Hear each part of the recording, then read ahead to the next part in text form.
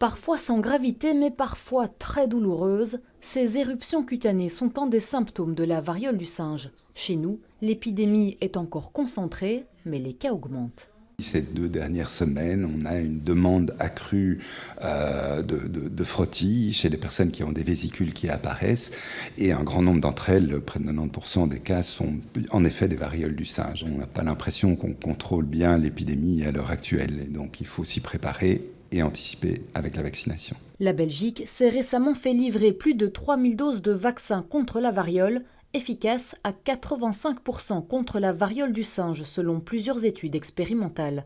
Pour ce médecin, le nombre est encore insuffisant. La vaccination à l'heure actuelle en Belgique n'est pas encore disponible.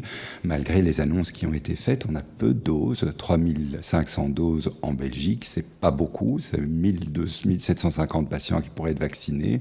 Or, on a une population beaucoup plus large qui devrait pouvoir bénéficier de ce vaccin si on veut enrayer l'épidémie. Le vaccin n'est pas encore accessible à tous. Pour l'avoir en Belgique, il faut respecter certaines conditions. Cette semaine, elles ont été élargies, mais elles restent bien précises.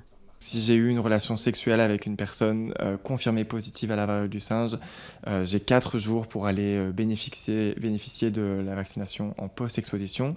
Et là, ce qui a changé, c'est que maintenant, il y a une vaccination préventive. C'est surtout pour les hommes et les personnes transgenres qui pratiquent le travail du sexe, et pour tous les hommes gays et bisexuels qui peuvent montrer qu'ils ont eu au moins 2 infections sexuellement transmissibles dans les 12 derniers mois. Pour contenir l'épidémie, les spécialistes conseillent d'utiliser le préservatif et de limiter ses rapports sexuels à risque et de rester en contact avec ses partenaires pour les prévenir ou être prévenus en cas de contamination.